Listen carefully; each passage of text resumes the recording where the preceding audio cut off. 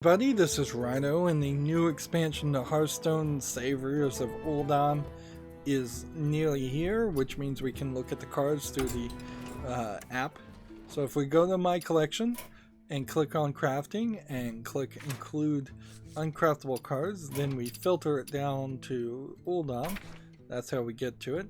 We started with the neutral cards and we've made it all the way through the Shaman cards, which just leaves us the Warlock and then the warrior cards, and there's only 10 cards in each hero class expansion that you can get, so for this expansion, so it really won't take us too long if we can just battle through it.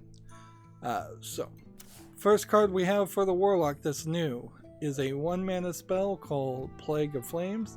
Destroy all your minions. For each one destroyed, a random enemy minion. This is within the character of the Warlock class to sacrifice and destroy your own minions to hurt other your opponent's minions. It's not terrible.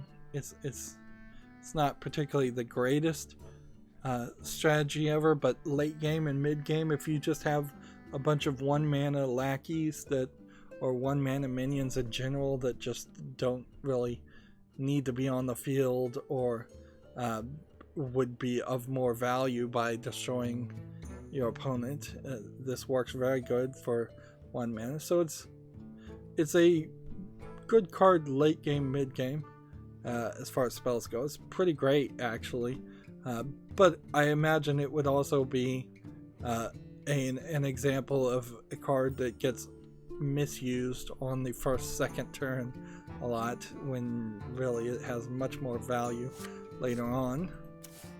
Next we have a 1-mana spell called Sinister Deal, which discovers a lackey. So lackeys being a type of minion but not really a class of minion. They're just like low quality one mana cards. They aren't terrible, but they're not great either. They're cheap. They're effectively what a lackey would be. Next we have a 1-mana quest card, which is technically a spell, called Supreme Archaeology. Quest, draw 20 cards, and if you do that you will be rewarded with the Tome of Origination. With all the other quest cards, I haven't been able to know what the reward cards actually do. Same is true here.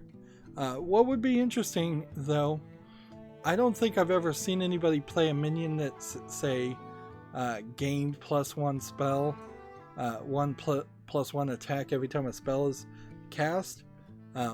So I'm not sure if you had a minion on the field that gained 1 attack or 1 health or something every time a spell is cast, and then you cast this quest card, would that count? It should count in my book, but I wouldn't be surprised if it doesn't. There are some weirdnesses in Hearthstone, particularly when you have older cards not really programmed to work with newer cards, and weird ways in which things are programmed or labeled. But none of the weirdnesses are particularly interesting or entertaining in a lot of ways. They're just, oh, that's weird. I would have thought it would have worked a different way. And inherently in a collectible card game, that's what you will run into a lot of anyways, and that's the beauty of a digital card game, is that at the very least people are interpreting the rules the same way every time.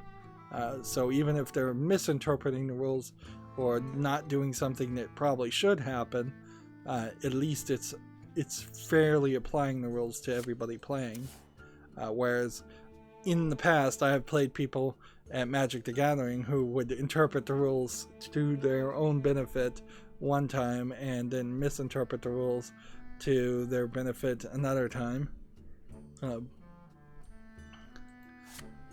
Let's see, next we have a 2-mana 2-attack 1 health minion called Expired Merchant. It has a battle cry, discard your highest cost card, and then a death rattle to add 2 copies of it to your hand. There is a strategy to discard cards, and there is a card that will summon every card that's been discarded. So if you have a really good card, say on your second turn, like a 10 mana card, and then you discarded it, and then you got back 2 copies of that 10 mana card, then you played something that said summon all minions that have been discarded, you probably would summon that, and you could potentially have 3 10 mana cards on your field eventually if you did something like that. It'd be a little weird and difficult to accomplish that, but I don't see, if you're playing a discard deck, for this to be a bad card. It's a good addition. Next we have a 3 mana 3 attack 3 health minion called the Evil Recruiter. Battlecry, destroy a friendly lackey to summon a 5/5 demon. That seems like that is probably a great card, although you're going to have to balance it out between how many different ways are there to get lackeys on the field as a Warlock, because there wasn't a ton of new neutral cards that summoned lackeys or discovered lackeys. So you'd have to look at the previous expansion and see how they get more lackeys on the field, because the odds of you having this on the first turn and this on the third turn, and actually putting a lackey on the field on the second turn, are not super high. That's like 2 or 3 card combination strategy. Next we have a 3 mana 4 attack 5 health minion called the Neverset Thrasher. Whenever this attacks, deal 3 damage to your hero. It's weird that this one isn't labeled a demon, because that definitely sounds like a demon type character class. But yeah, otherwise this is kind of fine. Warlock is a class you would build around hurting yourself and potentially trying to heal yourself back up, so I don't see anything terrible for the cost. Also, you could play something like this and then silence it, and then it would stop hurting your hero, and that would be a good 2-card combination strategy. Next we have a 4 mana 3 attack 5 health beast class minion called the Diseased Vulture.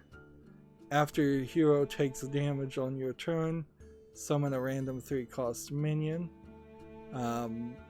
You could definitely synergize with this, play this on the field, and then play several cards that make your hero take damage to summon more minions. I believe vultures have a whole bunch of bacteria or antibiotics or something, or highly acidic drool, and that stops them from being diseased, even though they eat the carcasses of dead creatures. There's probably more science into that than I could actually speak to, but yeah, that's something I picked up as a bit of trivia. Next we have a 4 mana spell called Embalming instead of Embalming. Destroy a minion and shuffle 3 worthless imps into your deck. It's not terrible because you could destroy your opponent's minion, and then you would get 3 worthless imps, which are, I believe, 1 mana, 1 attack, 1 health minions. So yeah, nothing there too bad. It is also, I guess, worth mentioning that the hero ability for the Warlock is to spend 2 health, sacrifice 2 health to draw a card. Having 3 more cards in your deck can help you avoid getting fatigued to the point of losing the game, but that's rarely likely to ever happen. Next, this is the legendary minion, so I'm assuming this will be a good card. Almost all of the other legendary minions have been great. The 5 mana, 4 attack, 4 health minion with a battle cry. Well, it's called the Dark Pharaoh Tekon battle cry. For the rest of the game, Your lackeys are 4/4. Sounds like there might actually be a lackey build that you could do with both the Shaman and the Warlock. There's also something that I've realized here. It seems like every legendary that we've gotten is a 5-mana legendary, and we'll check that out in a second. Like, we're not getting 8-mana, 9-mana, 10-mana legendaries. We've seen way too many of those in Hearthstone. So we're starting to see more 5-mana legendaries, 4-mana legendaries.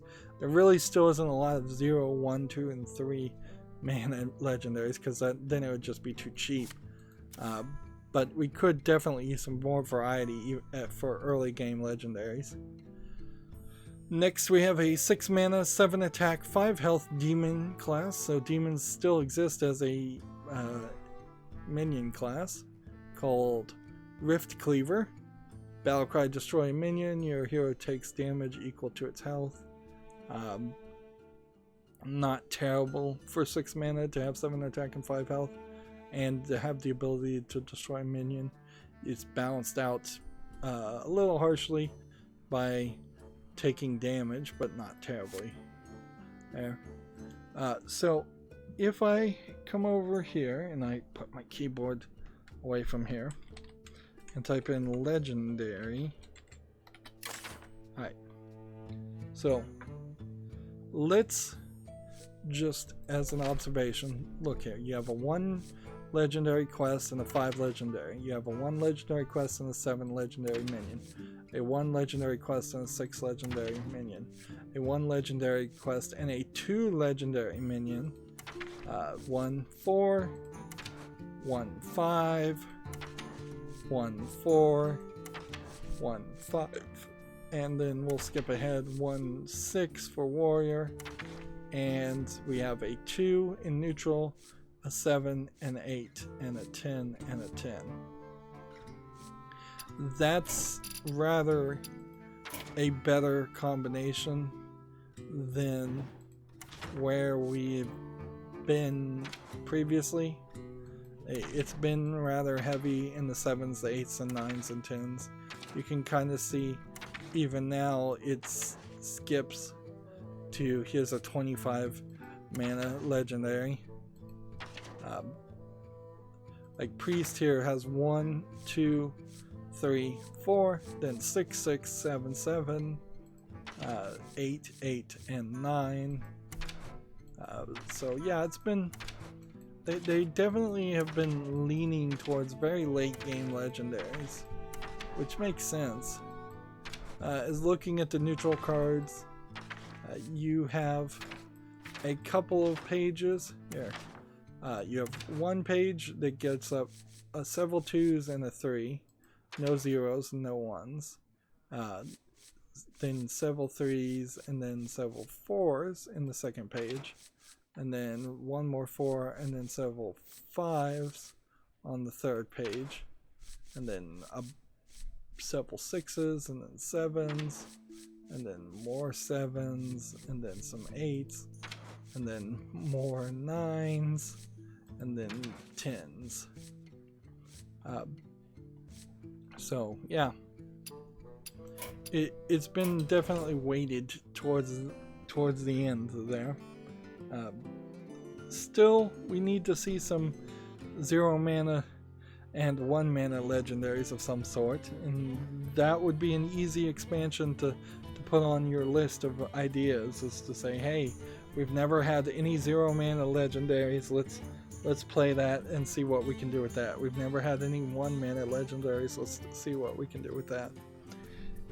Anyways, that's going to be it for this recording. We have one more to go through, and then I'm done with this this event, and we'll do the card pack openings when we can do the card pack openings, which maybe Tuesday, maybe Thursday, maybe 3 weeks from now. Like, I'm not even sweating it at this point. I'm so kind of over Hearthstone and the hype of it that being the first on YouTube, while would help my YouTube channel a little bit, It's not even that much for the effort. That's going to be it for this recording. As always, I ask you to like, share, subscribe, comment, and watch every second of my videos. If you want to friend or follow me on any social media sites, there's a whole bunch of links down below in the description box. And if you want to support me even further, there's a link to Patreon, or you can friend me on Steam and gift me a game off my wishlist. Thank you for watching. Have a good evening.